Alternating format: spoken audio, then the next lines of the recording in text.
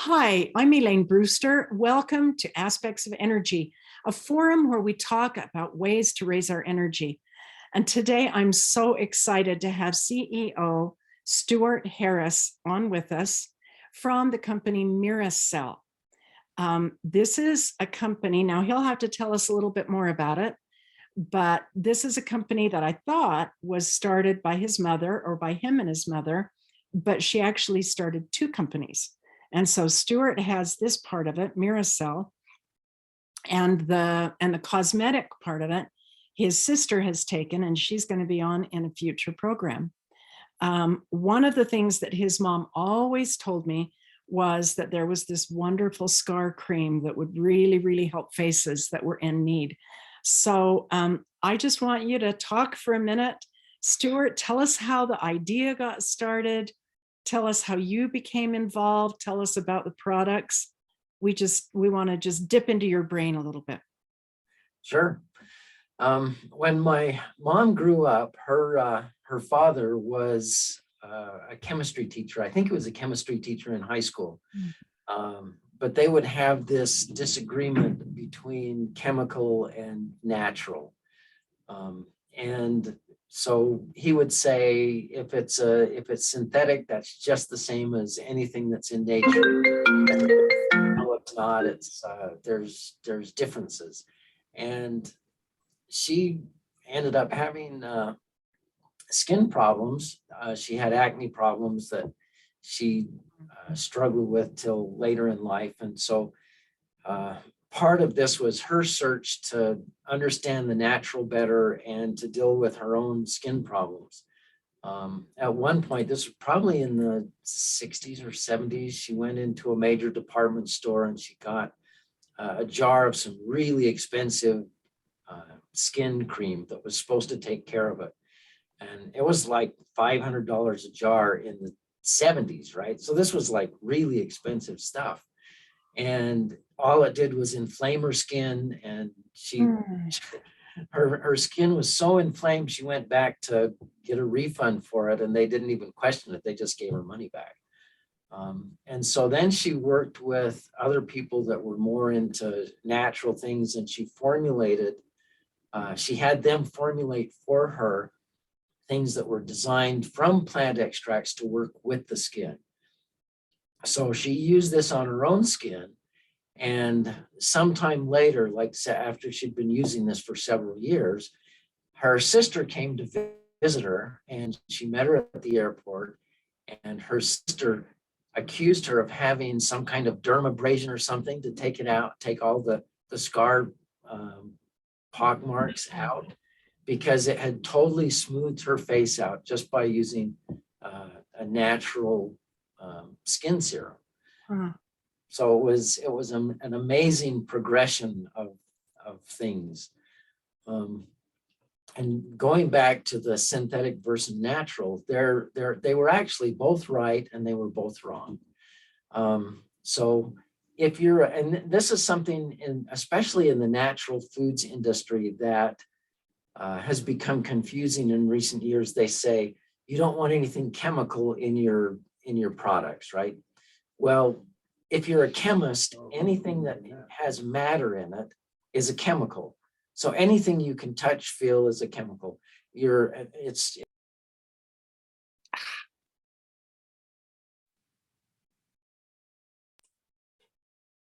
there. It said it muted me for a minute there. Yeah, sorry. So anyway,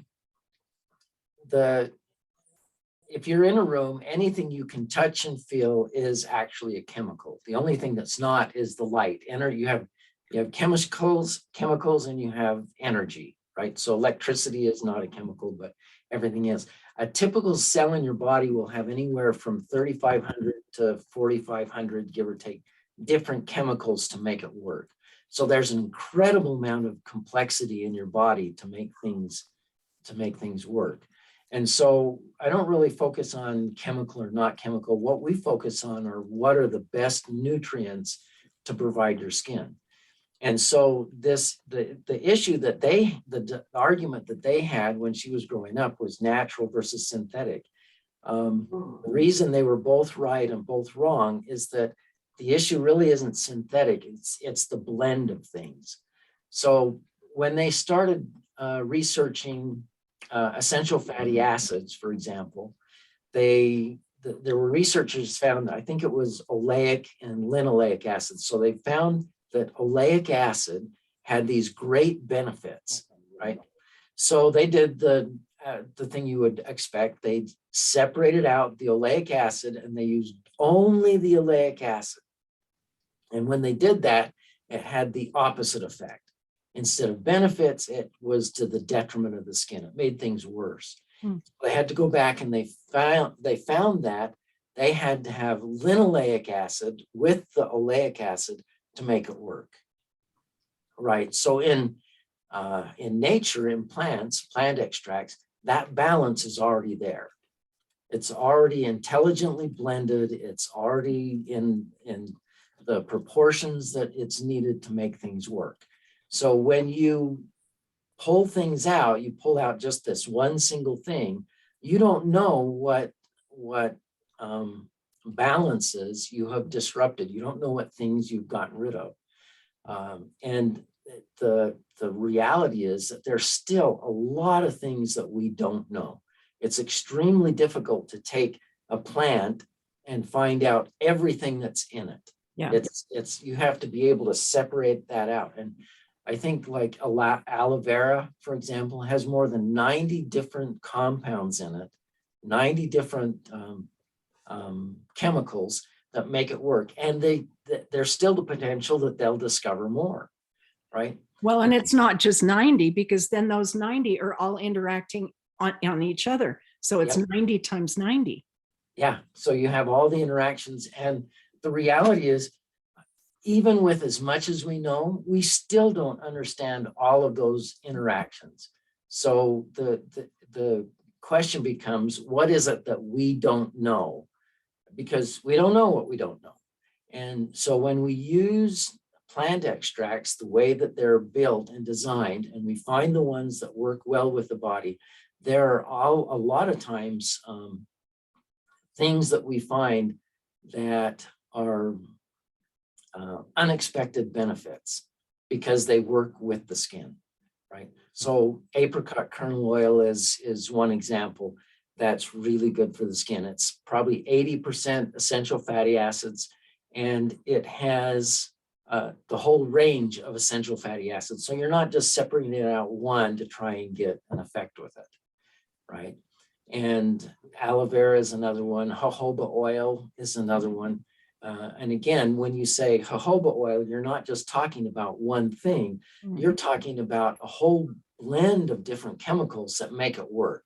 That all go back into the complexity of your skin. And like I said, your skin is 3,500 to 4,500 different chemicals that are making it work. And so our goal has been to bring that complexity, this complexity that your skin needs, into the products that we have so that they match the complexity and give your skin the building blocks. So that's kind of the philosophy behind it. And that's why we tend to focus on natural instead of synthetic, because when they do synthetic, they're just taking one piece that they understand and they're missing the whole other range of things that they don't understand. Right? So an example of what I would consider a bad ingredient would be glycerin.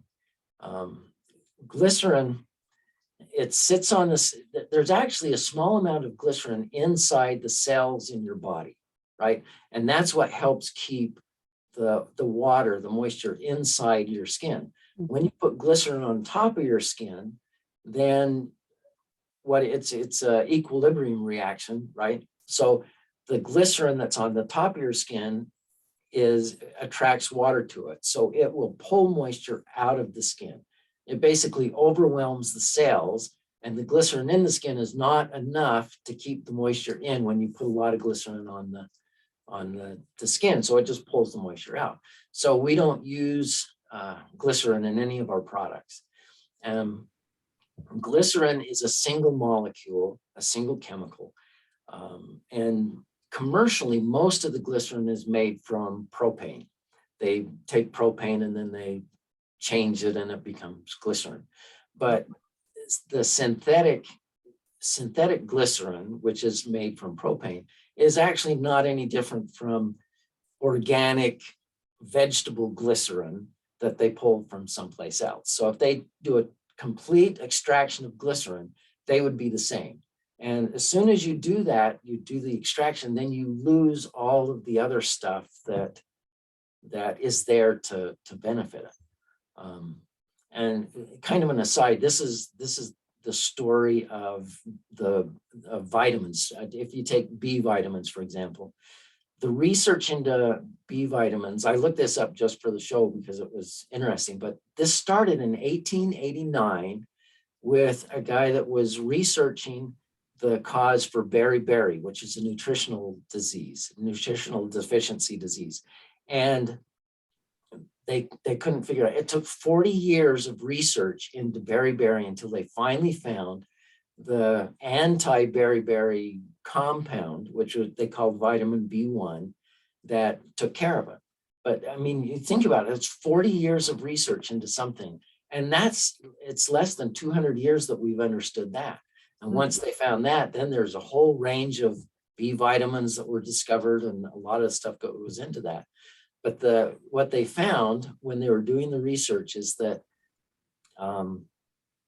chickens that were fed machine polished rice would get beriberi, and chickens that were fed unpolished brown rice would not get beriberi.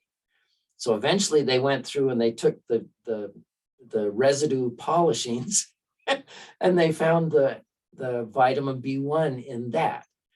So this is another example of where we don't understand what we're doing. So we so-called clean up the rice, and in the process, we remove critical nutrients from it. So, and this goes back to the synthetic versus natural again. In the book that I wrote, Scott's Choice, I was talking to a man about nutrition, and his example was, he said there are over 400 compounds in garlic. Yeah. And, and so if we just take one of those, the taste of it or the smell or something, he said the body, just like what you said, the body uses all of those and they use them together, not just one little element of it. Yeah. Yeah, exactly. So when the skin when the skin has a problem and it's trying to fix the problem, it needs more than just one thing. It will need a group of things depending on what the problem is. It could be a half a dozen different chemicals to make it work. It could be 100 different things that all go in to make it work. So it's that complexity that we're concerned about, and all of that complexity is already built into the plants. Well, and another thing I'm thinking is the skin is because it's the largest organ, and it's a detoxifying organ. That's where sweat goes through and everything. As the liver is trying to detoxify itself, as to cleanse itself, if it can't do it very well, a lot of that stuff goes out through the skin. And Right. so if you've got a product like you do that is natural and that works with the skin, then it's not going to be working against what the liver is trying to do. Right. Right. And so if you put things on your skin that make it worse, and glycerin was one of those things. If you put glycerin on your skin, or a better example is mineral oil. Mineral oil is, and this is the same, this is what they have in baby oil. Baby oil is 100% mineral oil. Okay. Mineral oil is a petroleum compound. It is actually just a more highly refined version of motor oil. The same stuff you put in your car, right? Okay, so your body can't use it. If you put it on your skin, it will stay there until you either wash it off or rub it off. And any that is absorbed in then has to go through your system, be detoxified by the liver and excreted, because your body can't use it, right? So mineral oil is not something that you want to put on your skin. It's not a good thing. Glycerin isn't that bad, but it's still not something you want to put on your skin because it dries your skin out. Like I said before, alcohol is the same thing. Now you have to be careful because in chemistry, an alcohol just means it has an oxygen hydrogen group on the end of it, right? So there are some alcohols that are good that your body needs. There are some alcohols that are not good, like isopropyl alcohol is not something that you want to put on your skin on a regular basis. And in fact, this is interesting. In the medical profession, they don't use isopropyl alcohol. If you go get a shot and they rub it on your skin, right, it's not going to sterilize your skin. It's just that it cleans it. So you're mechanically cleaning the skin and it dries fast. And because it dries fast, then they can give you a shot and not worry about it. But so it's in your skincare regimen, you don't want to have things in that have isopropyl alcohol, glycerin, mineral oil, some things like that. So, well, some of us were talking on a different call this morning, and we've got a list of the, I guess, toxic 12, that are things that you don't want. You're not creating soaps. So I don't know if you use it, but lauryl sulfate is one of those. Whereas I guess lauryl, what's the other one? sulfate and some of those.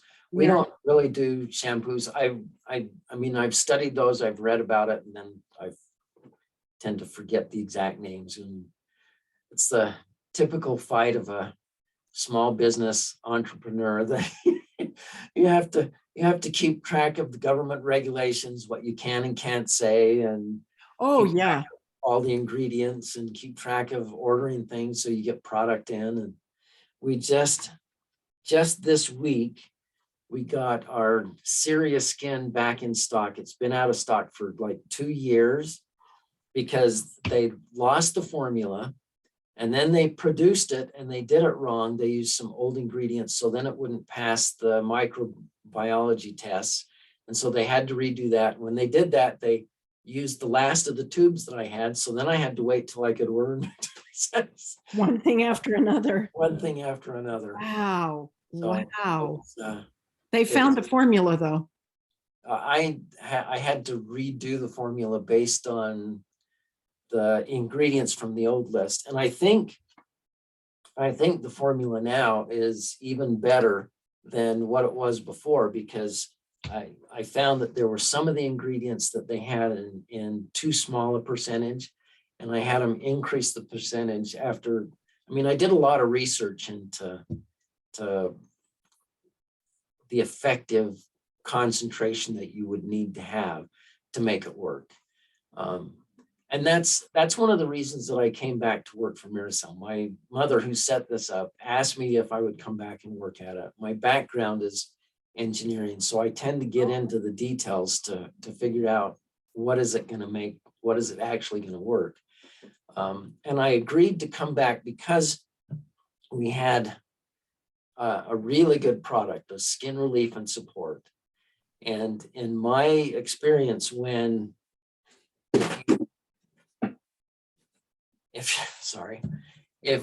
if you have a company that has a really good product and they sell the company to somebody else, the first thing the other company does is come in and they cheapen the product. And so I didn't want that to happen, because this is something that I personally use on a daily basis all the time. And I didn't want it to be cheapened. And in fact, I brought that up to my parents at one point. They were thinking about selling the business. And I said, well, if you do that, then they'll cheapen the product. And where are you going to get your skin relief? And they said, oh, well, I guess we better not. So and her skin always looked good. It made her look younger. Oh yeah. She looked fabulous. She was amazing. Yeah. So I should have a picture of her, but I don't have it. I know. Here. Next time. Yeah. So our skin relief and support, if you can see that with the blur on, the base oil for that is apricot kernel oil. Hmm. So if you look on the bottle, you'll see the first ingredient is apricot kernel oil, and then it's sesame, caprylic, triglyceride, jojoba seed oil, squalane, which is an oil derivative. So in those first four ingredients, you have four really strong, good ingredients for the skin. Hmm. Now, if you look at a lot of other places, a lot of other things, you'll see that their first ingredients will be glycerin, which is a cheap ingredient that's not good. And it'll say mineral oil or something else. They'll have other things in it that are so-called filler ingredients. And one thing that people need to be aware of is that when you look at the ingredient list on cosmetics, they are listed from highest concentration to lowest concentration. So the ingredient at the top is what there's the most of, and the ingredient at the bottom is what there's the least of. So in the industry, they have a practice that is referred to as negatively as fairy dusting. So you have a huge vat of something and you put a pinch of an ingredient in it so that you can list it on the label. And those will show up at the very bottom. So one way to see this is if one of the ingredient classes that you want at a low concentration are essential oils, okay? Because essential oils are really concentrated. If you put the concentration too high, then it can cause irritation. So you get irritation instead of benefit. So if you look at the ingredient list and you see something that is a recognized essential oil and you see all the good ingredients below that, then you know that the good ingredients are not at a high enough concentration to do any good. Huh. The reality is if you have a preservative, like hand lotions and things, they need a preservative to be safe. So the preservative and the essential oil should be at the very bottom of the ingredient list. And your good ingredients should all be up to the top and the middle, depending on what it is. Wow. So that's an important thing to know when you're looking at products, to understand how the ingredients are listed. I'm just wondering, did all the rest of you listening, did you know all of this about reading labels? This is all new to me. It's all new. Wow, that's fascinating. Yeah. This is very needful for us to know this. Essential oils, perfumes, or scents, things like that. I say essential oils, perfumes, scents,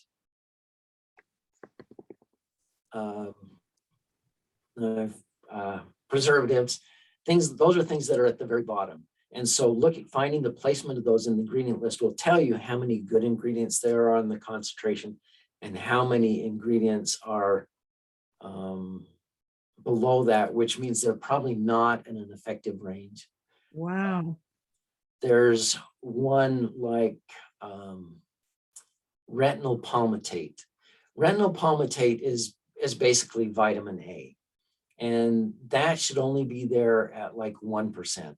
So if you see retinol palmitate in the ingredient list and all your good ingredients are below that, then you know they're putting them in a way too small a concentration, unless it's an essential oil or something like that. So, well, what you've explained to us also explains why your products are so good and why they help you and helped your mom and dad. Yeah, we put things in at a concentration that makes sense. Yeah. So that it actually has a benefit, not just to have it on the label. Wow. Wow. Does anybody have any questions for Stuart? Go ahead and open your mute. I don't know, maybe we're all just sitting here like me with our mouth open, going, wow, I'm getting some notes on the chat here. Great information. And no, I didn't know that. No, I didn't either. Wow. Yeah, have you got something? Sorry? I'm just wondering, what's your opinion of sunblock? Good question. And the skin. Um, I'm myself, I feel that we should be getting a certain element of sun every day, not only to stimulate the skin and it stimulate its functions, but to create a lot more healthier skin. You don't want to overdo it. But then everyone is saying that the big craze these days is block out the sun, put your sunscreen on. And if people are going to get scorched, yeah, maybe there's a purpose or for it in certain circumstances. But I'd just like to get your feeling there as to the skin and sunblock. And it sounds like the chemical elements too, what you've been talking about would probably play a role too. Yeah, I agree with you. I think it's a question of moderation. I mean, if somebody is out in the sun and they get a bad sunburn, then you cause damage to the skin and you can have problems with that. Our vitamin D levels are based almost entirely on the sun. And in the United States, I think it's like 85% of people are deficient in their vitamin D3. 2 years ago, I guess, I forget exactly when, both of my parents ended up getting COVID-19. And I was in personal contact with them every day. At that time, I took 10,000 IU of D3 every day, and I was their primary caretaker at that time, and I did not get sick. I researched it before, and there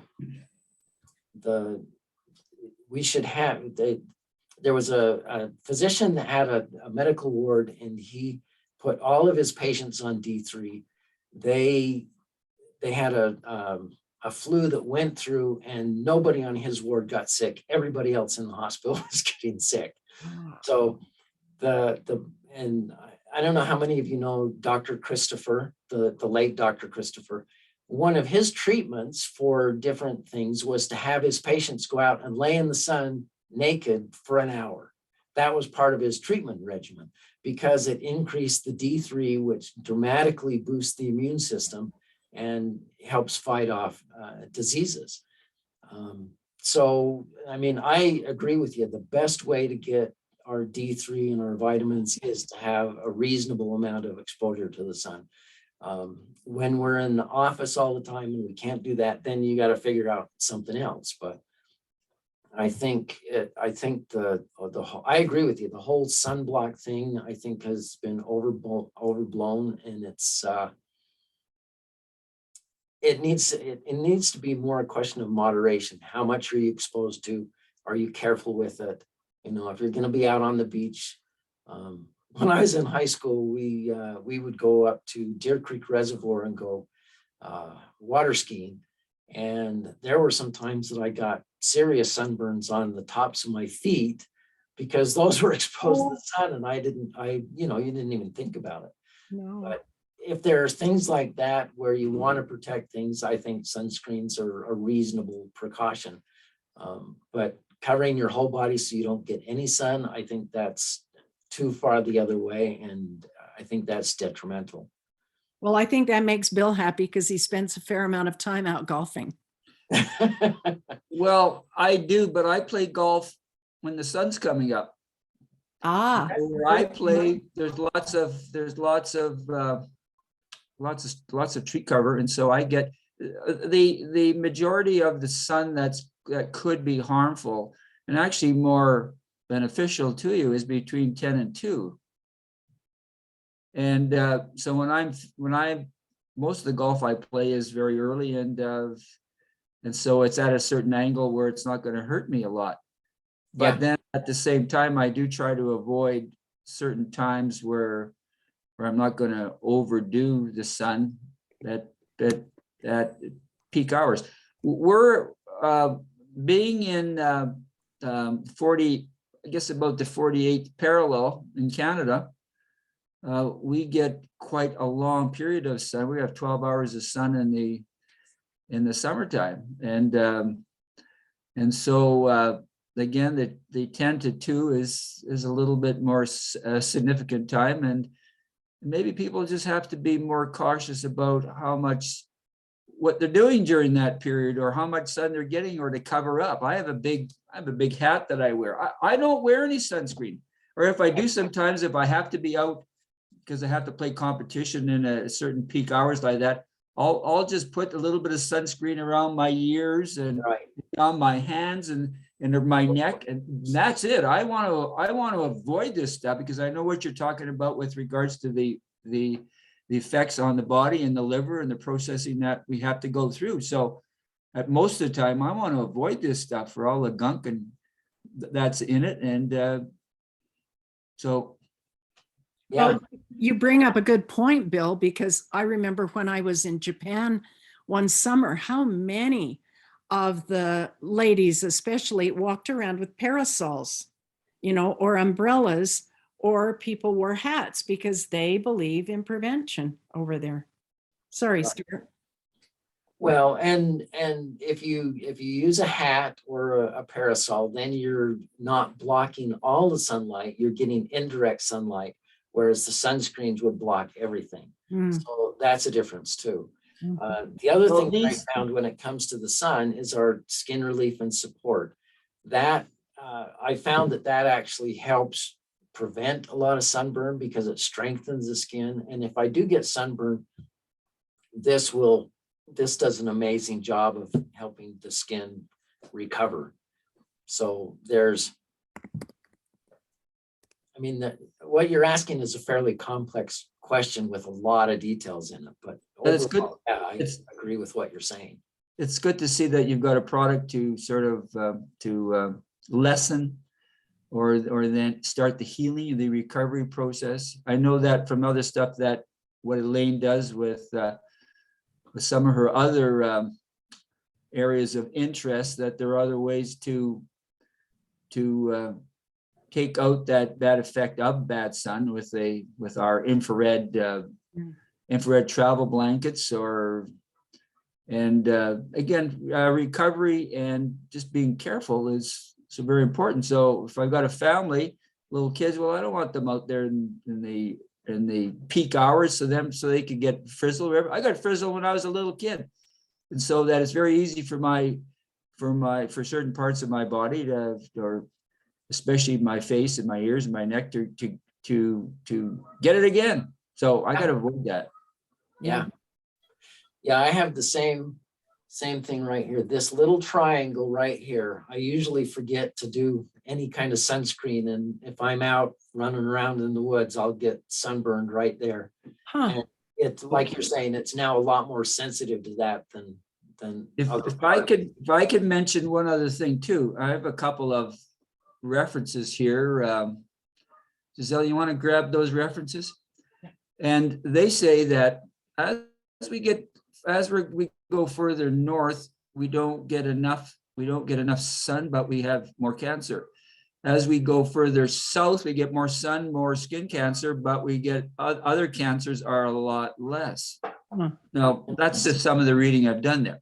However, what I like to do with myself is to stimulate, and I do, and one of the sources does talk about tanning beds. And I do very little a number of times during the week just to stimulate. And I do get a little color. That's not my main goal, but I do stimulate and I do prepare my skin. How do you feel about that? I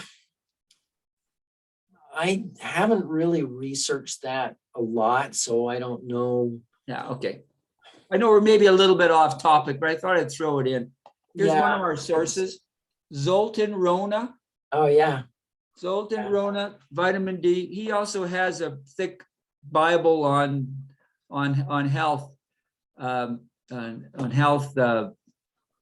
info, whatever.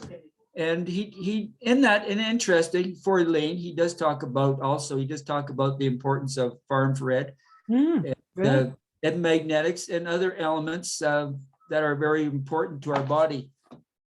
Embrace the sun. Yep. Embrace the sun. Sorensen, Grant, and Hollock. And so there are other sources out there besides just those that our government of Canada, the government of US, the health department that says, no, you shouldn't get any sun. You got to put the sunscreen on and Yeah, no, I disagree with that. When it comes to things like that, my basic philosophy is the same as it is for natural ingredients, in that I believe that our universe, our planet, our sun, I think all of those were intelligently designed. I have nothing nice to say about the theory of evolution because I just have seen so many problems with it. But the crux of it is there is a lot more complexity than most of us realize. And I think there's a lot of radiation that comes from the sun. There's a whole spectrum of things that we probably still don't understand. We can maybe measure that better than a lot of things, but there's still a lot of things that we don't understand. Magnetism is one of those things that, I mean, why does a magnet last 500 years, right? I mean, there's a lot of things in there that we're still learning. And to simply say, oh, we've got it all figured out and you should only do this or only take this small piece of what's in nature, which includes the sun, plants, whatever else, is really ignorant. It shows our ignorance in the fact that we really don't understand all the pieces that are there. Yeah.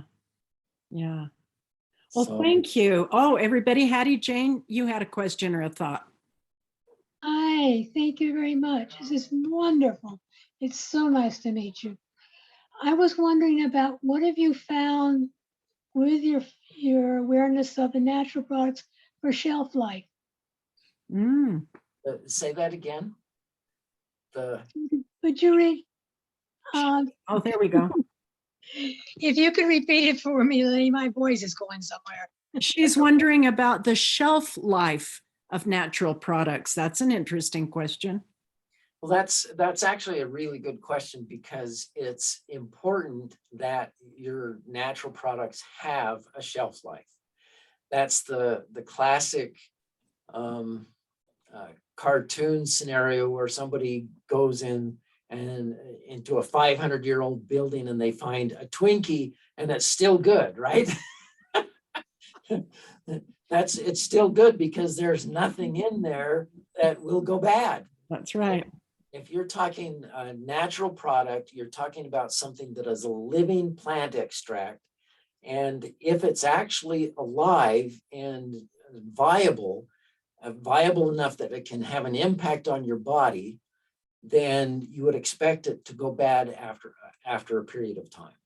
So if it has no shelf life, well, a lot of cosmetics don't have a shelf life because they don't have to have one. And the 3-year shelf life that you see stamped on a lot of stuff is mostly because they don't want to test it beyond that. Oh. So like with our skin relief and support oil, we have the expiration date on it set for 3 years. But I have some that I've used for 4 or 5 years without a problem. And the way you check it is you put some on your hand, and if it smells rancid, that means it's going bad. It's probably not going to hurt you, but it's not going to be as ineffective. So you throw it out and get some new stuff. If it's like the video that they've done on YouTube where they show the hamburger that you make on your own grill versus the McDonald's hamburger. And they put them in a jar and one gets all moldy and disgusting, and the McDonald's one just sits there and it dries out, but it never grows any mold. Nothing happens to it, right? So which one do you want to eat? Do you want to eat the one that is going to go bad, or do you want to eat the one that never goes bad? Because I guarantee the one that never goes bad is not going to provide the nutrients that you need. If mold can't feed on it, neither can you, right? Does that make sense? It does make sense. And basically, I was trying to get, I've seen them use vitamin E, using the proper name of it, for that's what they consider helping maintain the potency and the duration of the product. That's And correct. so I was wondering what you had found with your research. It's the same thing. You have two classes of cosmetics. You have water-based cosmetics, and then you have oil-based cosmetics. And oil-based cosmetics don't need a preservative. What they need is an antioxidant. And vitamin E is a great antioxidant. So, excuse me, not only does it help your skin because it has that antioxidant activity, it also helps preserve the oil blend because it prevents the oxidation that would degrade the blend of oils. Excuse me. That's a little more analytical. That's the kind of stuff I like. The water-based things like hand lotions and other things, things like our scar cream, that's something where you need an additional water-based preservative in it to keep things from growing, and an antioxidant all by itself is not enough. Hmm. Thank you. So, Ah. This has been fascinating. Thank you very, Yeah. very much. yeah, you're very welcome. Thank you so much, Stuart, for giving us your time. We are just fascinated by everything that you're saying. Has given us a lot to think for. In the chat, someone I know who is a dietitian as well as an energy healer told me that taking 2 vitamin F every 2 hours prevented sunburn for her. Tried it and it worked. Don't remember offhand the amount in the 2 tablets, but it is standard process brand that she uses. There you go. She is very fair. So when it worked for her, she told me about it. I think it was in combination with something else. Oh, thank you, Marcia. That's interesting. Yeah, that is. I'm not familiar with that, but I would definitely look into it. Yeah. Oh, good. And she's texting her now for details. So we Yeah, can. Standard Process is a good brand. I've used them before, and I currently use some of their supplements. So You have not only taught us so much, but I think that a little bit of us feels like we're there in your lab and we're there in your manufacturing. You know, we're kind of putting it all together, and that's just fascinating from beginning to end. well, thank you. Wow. Thank you for your time so much. You're very welcome. All right, I'm gonna Having wish you all a good weekend. I just want to say thanks for your info. We didn't catch the first part. We got to re-listen to it, and all of your, of course, you work out of where? Which state? Orem, Utah. Utah. So we have to come down from Winnipeg to Utah to see you. Yes, We can see Elaine at the same time. yes. There you go. The name of his company is MiraCell, MiraCell. Yes. MiraCell.com. It has a beautiful site. If you want to fashion your own landing page after his, look at his site. It's a really nice one. Giselle already had it up, so we'll look further. Oh, okay, good enough. All right, and Marcia can tell us all later what she finds out. We'll talk to you all later. Thanks. I'll have, Thank you. Have a good afternoon, everyone. Thank you. Take Bye. And come join us sometime. Yeah. definitely.